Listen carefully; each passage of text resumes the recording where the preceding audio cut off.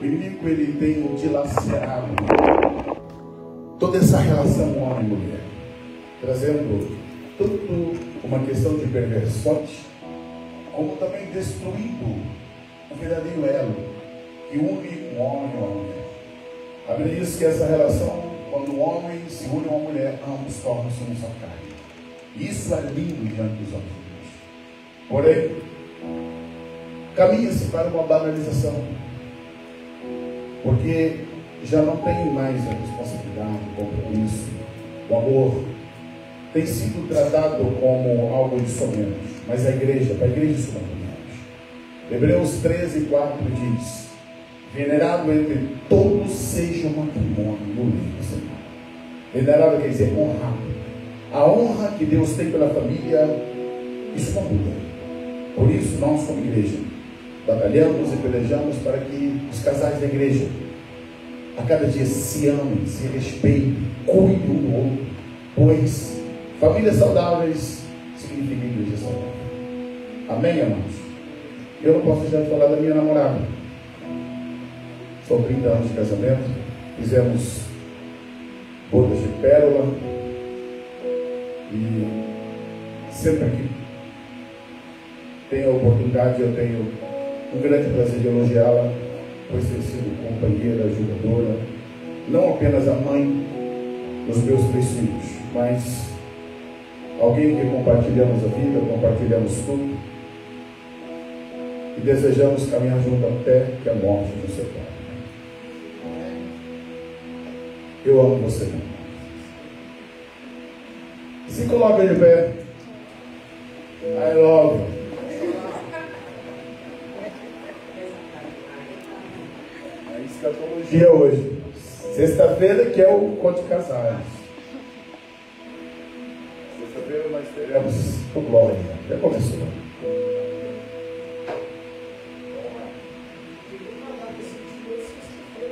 Oi? Ei. Nem tudo é perfeito. Nem tudo é perfeito. Primeira carta de João, capítulo 2. Nós vamos ler do versículo 18 ao versículo 25. Irmãos, hoje é um dia de introdução. Então a matéria aqui é introdutória. E hoje eu não vou. Esse período que estaremos na sexta-feira, irmãos, não é pregação, é ensino. E como ensino, nós temos a oportunidade de ser responsivo. Significa que se você tiver alguma dúvida, você pode levantar a mão e a gente vai estar procurando aqui esclarecer. Então, é um tempo de ensinar, de aprender a palavra. Consegue colocar essa, não? Primeira carta de João, capítulo 2, do versículo 18 a 25. Mas não está. Quando eu olhei, não está. Não me trai. Vou pedir assim: um irmão leia o 18, o outro leia o 19 e vamos até o 25. Por favor. Filhinhos, é já a última hora. E como vistes que veio o anticristo, também agora muitos se têm feito anticristo. Por onde conhecemos que é já a última hora. Saíram de nós, mas não eram de nós. Porque se fossem de nós, seriam conosco. Mas isto é para que se manifestasse que não são todos de nós. Vamos. E vós tendes a unção do Santo e sabeis todas as coisas. Não vos escrevi porque não soubestes a verdade, mas porque a sabeis, porque nenhuma mentira vem da verdade. Quem é o mentiroso, senão aquele que nega que Jesus é o Cristo? É o anticristo, esse mesmo que nega o Pai e o Filho. Qualquer que nega o Filho também não tem o Pai. E aquele que confessa o Filho também tem o Pai. Portanto, que desde o princípio ouvistes, permaneça em vós. Se em vós permanecer o que desde o princípio ouvistes, também permanecereis no Filho e no Pai. E essa é a promessa que ele nos fez, a vida eterna. Amém, organização. Eu tomei como base uma revista da Escola Bíblica Dominical, do comentarista Edenay Cabral, e nessa parte introdutória que fala a importância da escatologia bíblica. vamos estar seguindo, né? Usando o material dessa revista, todavia. Você consegue mais para trás? Ok.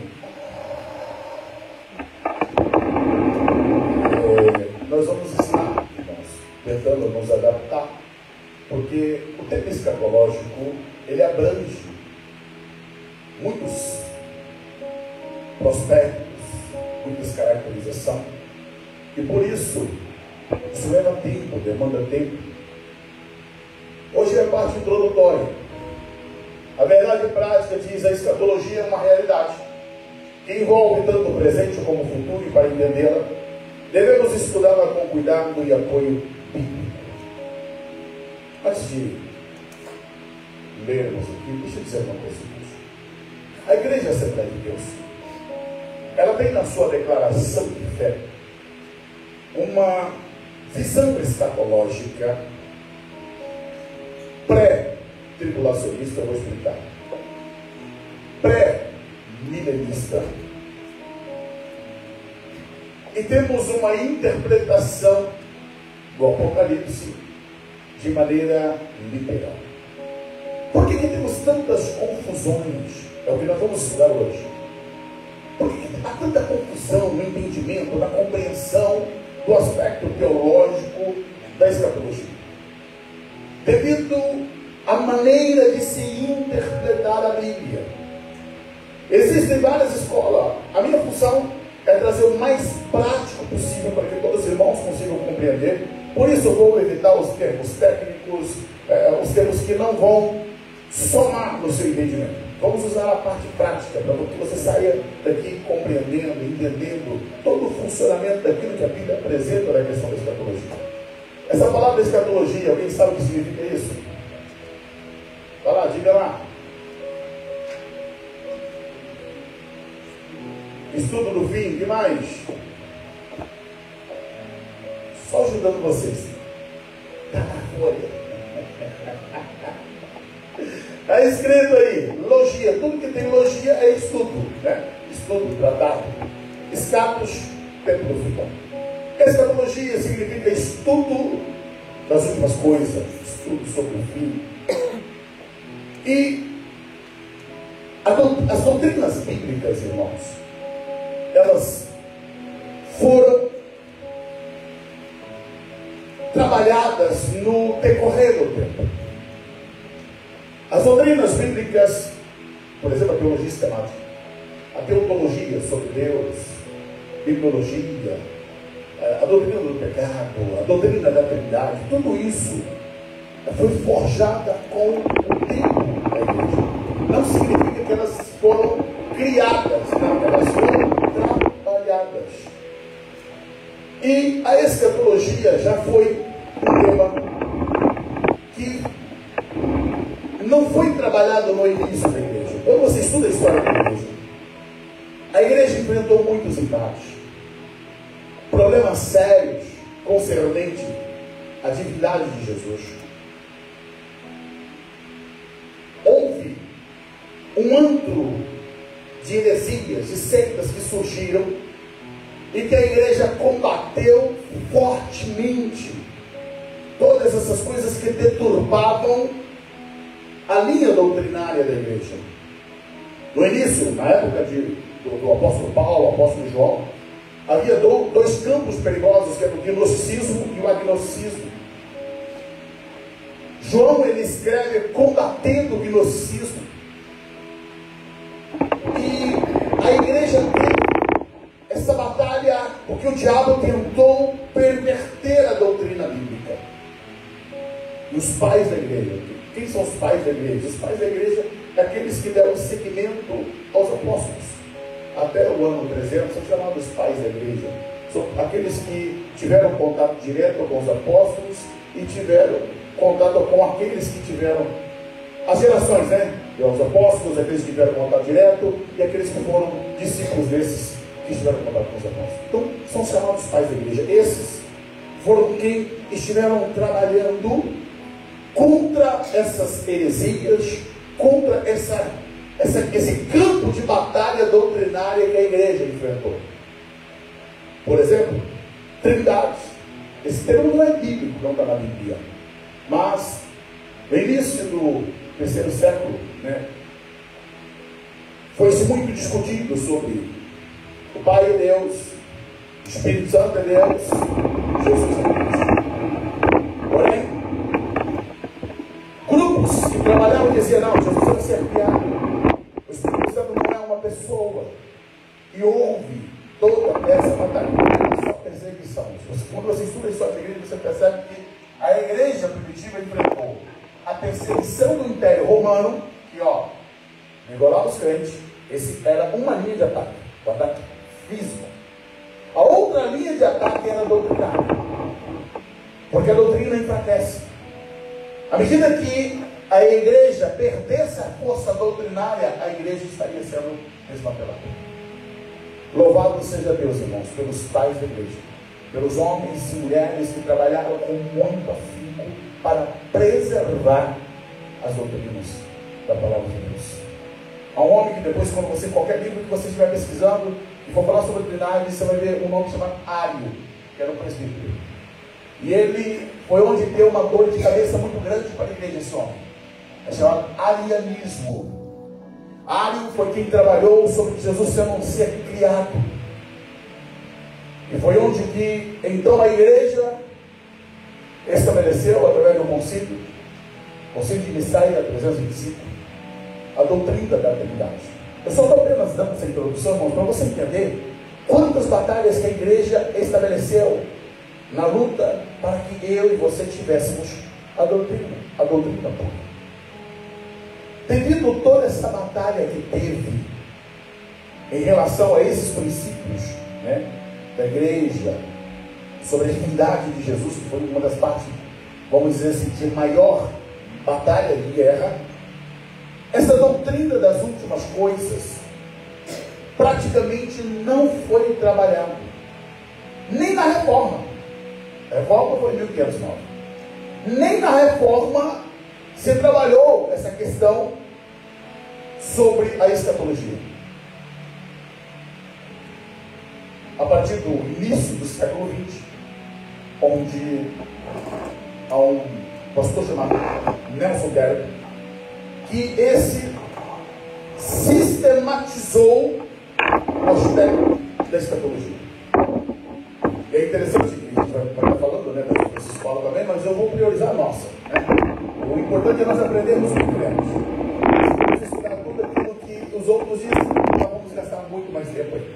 Mas Nelson Derby, ele se tornou um pai da escatologia dentro do ponto de vista pentecostal. Porque ele sistematizou arrebatamento da igreja, grande tribulação, estabelecendo que todas essas partes divididas, que eu vou depois dar um panorama, né, desse aspecto. E ele trouxe então essa sistematização da doutrina escatológica. Mas, todavia, grupos que não creem, por exemplo, o amilenismo, tem os pós-tribulacionistas, vamos falar um pouquinho de cada um desses. Tudo isso se tornou, irmãos, um campo de batalha. Hoje, há toda uma discrepância. Quando você abre a internet, você vê a confusão dilacerada que existe nesse campo da escatologia. Por isso, sinto necessário, irmãos, que nós estudemos, para que possamos entender o que de fato a Bíblia diz sobre as últimas coisas.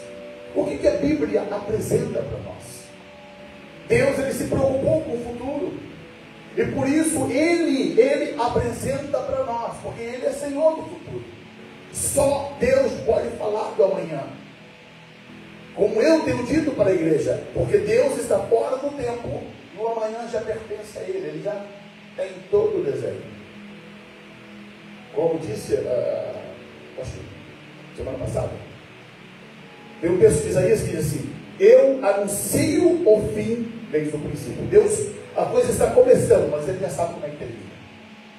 Então, todo esse prospecto escatológico, Deus já tem definido. A série das coisas e dos acontecimentos que haverão de estar ocorrendo, tudo isso já está definido em Deus. E o que nós precisamos é entender pela palavra. Como isso funciona? Como são essas coisas? Vamos falar um pouquinho daquilo que está aí na sua folha. Se tiver alguma dúvida, você pode questionar. E depois eu vou fazer uma síntese daquilo que nós vamos estudar nesses próximos meses. Não sei, no mínimo 2, 3 meses é o que nós precisamos para ter, né, uma visão panorâmica da escatologia. Escatologia é o termo constituído de 2 palavras gregas, como eu já disse, né? Escatos e logos, que se traduzem por últimas coisas, tratado ou estudo. É o estudo acerca das coisas e eventos futuros profetizados na Bíblia. Nas primeiras palavras do texto de Apocalipse 1:1, podemos entender o sentido da escatologia para a igreja: revelação de Jesus Cristo, a qual Deus lhe deu para mostrar aos seus servos as coisas que brevemente devem acontecer. Em resumo, significa para os cristãos o estudo ou a doutrina das últimas coisas. O campo da escatologia bíblica tem na sua base a revelação divina. A Bíblia é a revelação da vontade de Deus na humanidade. Vamos aqui para outra questão. Onde está apoiada a nossa fé?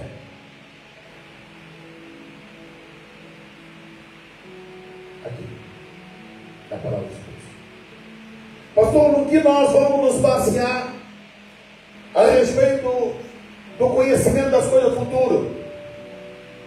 Na palavra. Qual é um dos problemas, agora vamos falar da nossa linha pentecostal. Qual é um dos problemas sérios que a igreja enfrenta? O neopentecostalismo trouxe algo que tem prejudicado muito no crescimento de grupos, de crentes novos. Porque, entenda, os dons, irmãos, nós somos continuistas. O que significa isso? Nós cremos que os dons continuam hoje. É para a nossa era, é para a nossa atualidade. Agora a questão é, para que servem os dons? Qual é a função dos dons? Como Deus usa eles?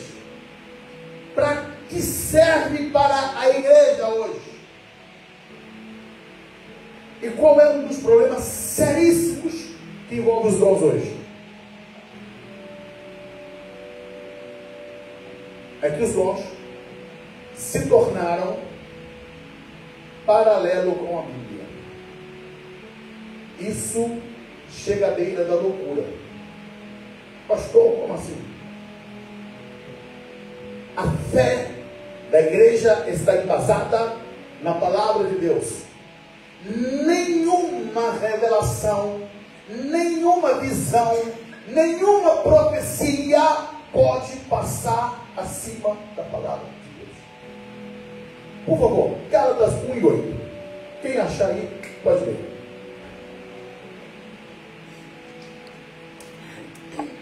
Gálatas 1:8.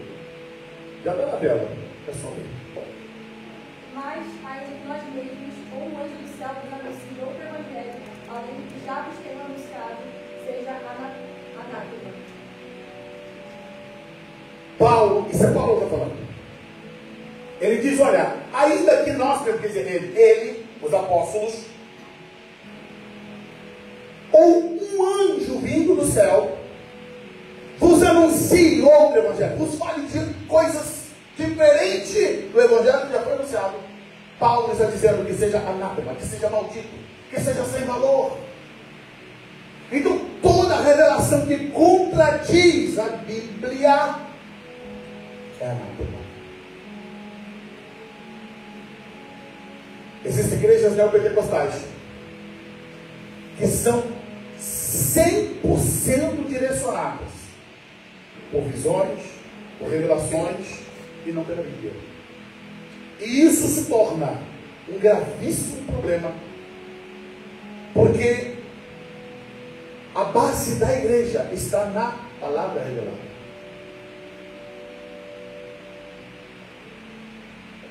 Está dentro do campo da bibliologia, o cânon bíblico. O que é isso? O fechamento dos livros sagrados, que nós temos 66 livros, são livros que são inspirados pelo Senhor. A igreja passou pelo processo de reconhecimento desses livros. E isso aqui é um cânon fechado. Ninguém, irmãos, ninguém tem a mesma inspiração que Paulo, que Pedro, que Tiago. Não tem mais. Às vezes vejo, né? A gente fala, né? O irmão está inspirado. Sim, mas essa inspiração nunca vai chegar a ponto de gerar escriturísticas palavras de Deus. Não existe mais. Esse plano de Deus está fechado. Tá. Partindo disso, a escatologia que a igreja crê está embasada então na palavra de Deus. Não pode ter nada que vá além da palavra. Tem que estar embasado na palavra. Voltemos para a nossa leitura. A Bíblia é a revelação da vontade de Deus à humanidade. Inicialmente Deus escolheu a semente de Abraão, ou seja, o povo de Israel, para revelar a sua vontade. Mais tarde Deus ampliou o campo da sua revelação e formou um novo povo, a igreja, constituída de judeus e gentios. A partir de então a igreja é o alvo da revelação divina. Toda a revelação aponta para o futuro e a igreja caminha neste mundo como uma esperança, pois é identificada como peregrina, como forasteira. Ela existe por causa da esperança. A esperança indica uma meta, traça planos para o futuro. O mundo pagão se fecha dentro de um fatalismo histórico, sem expectativa, sem futuro, mas a Bíblia revela o futuro. O que significa isso? Significa dizer que Deus, Ele, trabalha hoje com a igreja. A Bíblia, ela fala acerca de 3 povos: Israel, gentil, igreja. No Antigo Testamento nós temos 2 povos: Israel e os gentios. Israel são os descendentes de Abraão, é o povo da aliança, é o povo que Deus fez um pacto abraâmico. Essa é a nação de Israel. E quem são os gentios? Gentios são todos aqueles que não são Israel. Todos aqueles que não fazem parte da nação de Israel são chamados gentios. Então no Antigo Testamento nós temos 2 povos: o povo de Israel, o povo eleito, o povo escolhido de Deus, e as outras nações que são chamadas gentílicas. No Novo Testamento, no Novo Testamento tem uma nova mudança, tem uma nova configuração. Por quê? Israel permanece, os gentios permanecem, agora tem um povo que surge. Quem é esse povo? Igreja. E o que é a igreja? A igreja é a conversão de quem? Pode ser de Israel, pode ser dos gentios, forma-se a igreja. Mas o que é importante nós entendermos para não complicarmos a questão da interpretação bíblica? Israel nunca deixou de ser Israel. Existe uma teologia chamada teologia da substituição. Escuta, a igreja não substitui Israel. Israel continua dentro do projeto de Deus. Deus tem as suas promessas. Quando olhamos o Velho Testamento, todas as promessas de Deus que é para Israel não se aplicam à igreja. E é a partir dessa falta de entendimento de que tem 3 povos narrados no Novo Testamento é que se gera toda essa confusão. Por quê? Aquilo que deveria se aplicar a Israel quer se interpretar como a igreja, aquilo que se aplica a igreja quer se interpretar como Israel. Por exemplo, vou dizer com muita ousadia. Pergunta aos irmãos primeiro, depois vou dar meu parecer. A igreja tem promessa de prosperidade?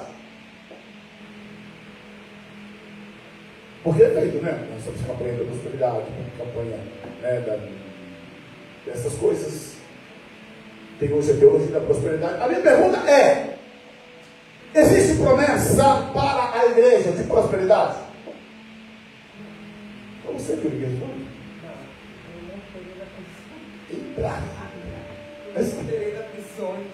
Onde pisar a planta dos seus pés. Tem ou não tem?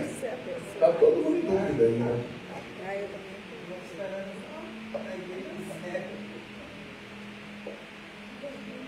Irmãos, é aqui que a gente começa a questão da interpretação bíblica, que está aí na tua folha. E não vai dar tempo de fechar ela, mas em casa você continua estudando. Presta atenção. É a partir da interpretação de para quem está sendo direcionado é que vai mudar tudo. A maneira que você vê a Bíblia, a maneira que você compreender as coisas. A igreja do Senhor Jesus, a promessa para a igreja é o céu. Meu Deus. Mas isso desmonta muita coisa. Desmonta. Pastor, sim. Quando olhamos para os apóstolos, para a vida da igreja, pastor, então o senhor está dizendo que ser rico é pecado? Não, não estou falando isso. Nós tínhamos Zaqueu que era rico, tínhamos Mateus que era rico, nós tínhamos Nicodemos que era rico, nós tínhamos José de Arimateia que era rico, nós tínhamos Barnabé que era rico. Sim, temos vários ricos no Novo Testamento. Mas o que não existe na Bíblia, no Novo Testamento, é a promessa de riquezas terrenas. As nossas riquezas são celestiais. Essa é a promessa para a igreja, de riquezas espirituais. Jesus disse assim: olha, não ajunteis tesouro. Já é mais difícil pregar essas coisas, né? Não ajunteis tesouro na terra, onde as traças corroem, os ladrões roubam, minam. Ajuntar tesouros? Onde estiver o teu tesouro, aí vai estar o teu coração. É essa a mensagem para a igreja. Por quê? Porque a promessa de Deus para a igreja são eternas. Irmãos, escuta isso, se a igreja primitiva pautasse o que é pautado hoje nessa geração, desviava todo mundo. Porque os crentes perdiam tudo, irmãos. Os crentes iam para a arena. Os ricos que aceitavam o Senhor, sabe o que eles faziam? Vendiam suas propriedades e traziam por quê? Porque eles entendiam. Os que poderiam buscar tudo. Eles iam perder tudo. Foi assim o início da igreja. Mas o que levava esses crentes malucos se converterem ao Senhor? A revelação de Jesus.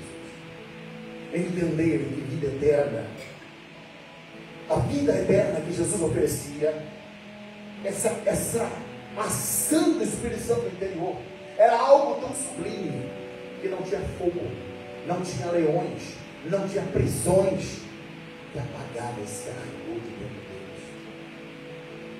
O brilho da glória que havia dentro deles, nada extinguia isso, porque eles estavam focados naquilo que era eterno. Agora para Israel. Israel promessa assim: onde colocar a planta do teu pé, abençoado será. Mas não é bem igreja. Onde fores a tua bênção, seguirá. Mas por que, pastor, que tem essa diferença? Lembre-se, quando você olha para o Velho Testamento, qual é a promessa de Deus para Israel? Deus fez a promessa para Abraão: Abraão, eu vou lhe dar a sua posteridade toda essa terra. Há uma terra prometida para Israel. Depois do pacto que Deus faz com Abraão, Deus faz o pacto davídico. Deus traz com Davi uma aliança de que Israel haveria de Israel, né, da nação de Israel, um descendente de Davi haveria de reger as nações inteiras. Isso se cumpriu? Não. Vai cumprir quando? Está no milênio. E quem é esse descendente de Davi? O Senhor Jesus. Ele vai reinar. Então essa promessa é para Israel. Quando nós conseguimos, irmãos, definir essas coisas na palavra, a nossa caminhada descomplica. Tem na nossa matéria aqui, o segundo tomo, segunda parte, métodos de interpretação da escatologia. A história da igreja tem sido adotados vários métodos de interpretação no que concerne as escrituras proféticas. Eles têm produzido explicações e posições que obriga os cristãos a serem cautelosos. Há ideias divergentes, por exemplo, com respeito ao arrebatamento da igreja. Alguns o admitem antes e outros creem que se dará por meio da grande tribulação. Se dará no meio da grande tribulação. As teorias são várias, mas precisamos ser definidos sobre o assunto. Para isso, 2 métodos de interpretação devem merecer nossa atenção.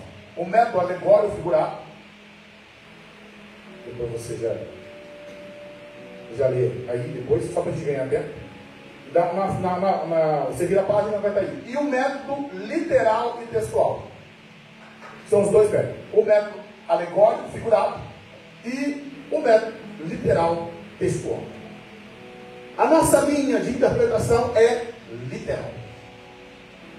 A grande questão é que quando você alegoriza o texto bíblico, você corre um sério risco de você criar interpretações do que o texto não diz.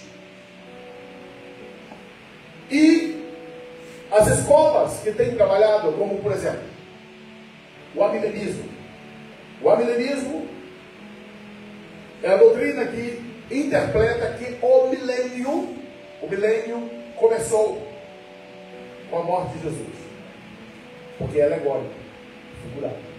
Mas deixa eu dizer só os problemas dessa questão, dessa interpretação.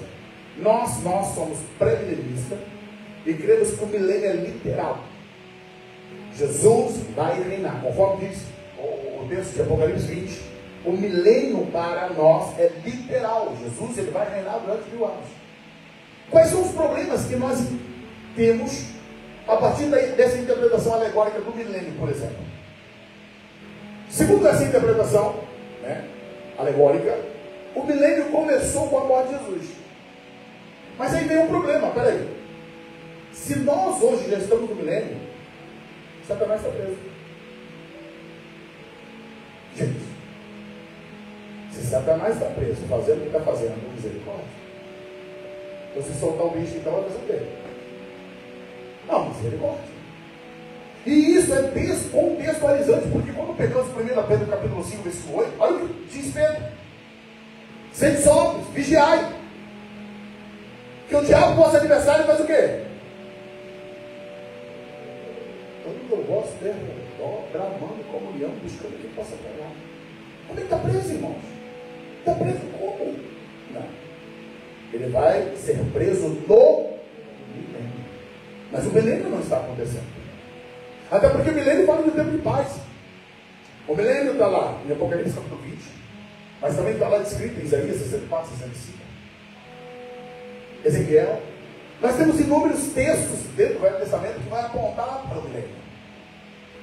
Porém, o método alegórico que interpreta o Apocalipse de maneira alegórica cria inúmeros problemas no que diz respeito à aplicação das verdades bíblicas. Por isso, nós entendemos literalmente o texto bíblico de maneira textual, analisamos o texto de maneira literal, textual. Porque quando a Bíblia apresenta, deixa eu dar um exemplo aqui, acho que tem até um exemplo na página, eu vou falar sobre isso. Quando a Bíblia tem que falar de alegoria, ela apresenta o que já é alegórico, a Bíblia apresenta. Por exemplo, João Batista, quando ele viu o Senhor Jesus se aproximando dele, João 1,29 diz que João Batista, ele declara o quê? Jesus é o quê? Eis aí o Cordeiro de Deus que tira o pecado do mundo. Isso é literal ou é alegórico? Agora está com confusão. É alegórico ou é literal? Por que é alegórico? Oi?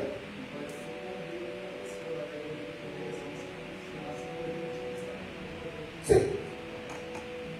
O texto está apresentando que é uma alegoria, que está apresentando Jesus, ele é Deus manifestado como homem. Ali estava um homem que estava apresentado-se como cordeiro, que de maneira alegórica ele é o cordeiro de Deus, apresentando o que no Velho Testamento significava o cordeiro. Então isso apontava para Jesus. Todos os sacrifícios do Velho Testamento apontavam para Jesus.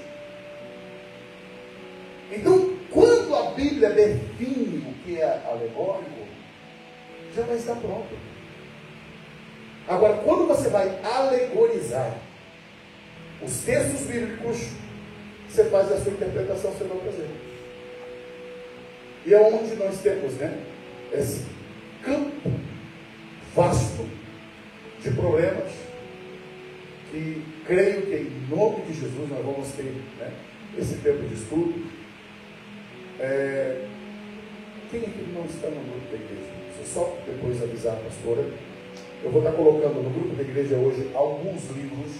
Não se assuste, material eu vou estar disponível para você ler, para você estudar dentro da visão, né, escatológica que temos.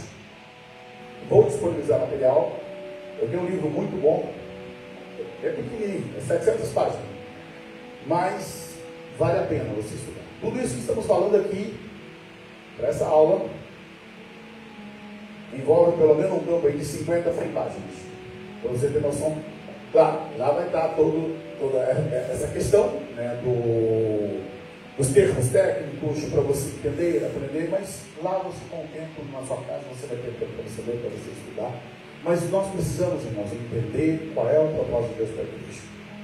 Entendermos e darmos explicação para aqueles que perguntarem a razão da nossa fé. E para encerrar, né, como é que entendemos a escatologia? Eu vou tentar resumir. Primeiro, o arrebatamento. O que é arrebatamento? Arrebatamento significa rápido. Significa arrancar com grande força. A igreja será retirada da terra. Como é que isso vai ocorrer, pastor? A Bíblia diz que o mistério. Paulo diz em 1 Coríntios 15: eis que vos digo o mistério. Nem todos dormiremos, mas transformados seremos todos. No momento, no abrir e piscar de olhos. Isso é frações. O que vai ocorrer nesse momento? Os mortos em Cristo Jesus ressuscitarão. Os crentes que estiverem vivos terão seus corpos transformados. Os crentes vivos sobem com seus corpos transformados e se encontram com os crentes que estavam mortos, mas já foram ressuscitados e glorificados. Encontramos com o Senhor nos ares. No arrebatamento, Jesus não vem à terra. É o encontro da igreja com Cristo nos ares. E de lá vai para onde? Para a casa do Pai. E o que vai ocorrer, pastor? Isso fala da bodas do Cordeiro. Isso é o casamento de Cristo com a igreja. Claro, isso aqui é só um resumo, irmãos, mas depois a gente vamos detalhar. 7 anos vai ocorrer. Mas por que 7 anos, pastor? 7 anos é a última semana da 70 semana do Daniel. Vamos ter tempo de explicar sobre isso, mas hoje não dá. Durante 7 anos, a igreja passa no céu, que é as bodas do Cordeiro. Tá. O que vai ter lá nesses 7 anos? Primeiro, tribunal de Cristo. Todos os crentes serão julgados. Não é julgamento de perdição, é julgamento de galardoamento. Todos os dons, ministérios, tudo aquilo que você fez para Deus aqui, você vai ser julgado. E mediante aquilo que você fez para o Senhor, você vai ser galardoado. Após o galardoamento dos crentes, teremos então a festa dos bodas do Cordeiro. Isso vai durar 7 anos. Ao mesmo tempo, 7 anos lá em cima, o que ocorre na terra, pastor? A igreja sobe, manifestação do anticristo. Apocalipse capítulo 6. Esses 7 anos vai cobrir o período do Apocalipse 6 até Apocalipse 18. Claro que você tem ali os intervalos, né, de alguns textos do Apocalipse que não vai estar cobrindo, porque o Apocalipse é assim. Quando o Senhor fala com João, é aquilo que você está vendo, aquilo que era, aquilo que é e aquilo que será. O Apocalipse ele cobre passado, presente e futuro. Mas dentro desse campo ali você tem, nesses 7 anos, 7 selos, 7 trombetas, 7 taças. Deus estará trazendo juízo sobre a terra. Haverá uma trindade sobre a terra: Anticristo, falso profeta e o diabo. a operação maligna que estará se dando na terra durante 7 anos e o juízo de Deus caindo sobre a terra. Quando findar 7 anos, Jesus volta com a igreja. E ele vem então, pisa no Monte das Oliveiras, e ali ele se apresentará a Israel. É o que diz Zacarias, né? Haverá o grande choro, o grande pranto de Israel, porque vai ver as mãos feridas e perguntará, conforme diz aqui, Zacarias 14. Que feridas são essas? São as feridas com que foram feridos na casa dos meus amigos. E haverá grande pranto, e eles receberão Jesus como Messias. Jesus ele vem, julga as nações, e aí estabelece o milênio. Satanás é preso, o anticristo, o falso profeta é jogado no Geena, lá que foi inaugurado pelo falso profeta e pelo anticristo. Haverá 1000 anos de governo de Cristo sobre a terra. A igreja estará na Jerusalém celeste, estará pairando sobre a Jerusalém terrestre. Quando findar o milênio, Satanás é solto, já no finalzinho. E o bicho é tão ruim que em pouco tempo ele consegue seduzir as nações e faz, né, a guerra contra o Senhor, e aí finaliza esse tudo. Jesus derrota, joga o diabo lá no lago de fogo, onde já estava antes falso profeta, e aí estabelece o trono branco. Trono branco, julga-se todos aqueles que morreram desde Adão. Ali a sentença é dada a cada um deles, e a partir do trono branco inicia-se então a era da eternidade. É o que vamos estudar nos próximos dias. Se coloca de pé. Nós temos uma grande trajetória pela frente. Senhor Deus e Pai, eu quero te agradecer. Te louvar, Deus, pela tua palavra que é bendita, pela tua palavra que é maravilhosa. Ó Deus, guarda o nosso coração em ti. Que o nosso coração esteja sedento, faminto, Deus, da tua palavra, para conhecermos e entendermos, Deus, o teu propósito ao querer. Ó Deus, guarda o teu povo. Livra o teu povo, Deus, de qualquer influência do reino das trevas. Ó Senhor, conduza-nos naquilo que é o teu propósito. Assim oramos a ti, em nome do Senhor Jesus. Estenda as tuas mãos. Que o grande e eterno amor de Deus, que a graça infinita do nosso Senhor e Salvador Jesus Cristo, e que as doces consolações do Espírito Santo permaneçam sobre toda a igreja do Senhor, desde agora e para todos sempre. Todos digam comigo, amém.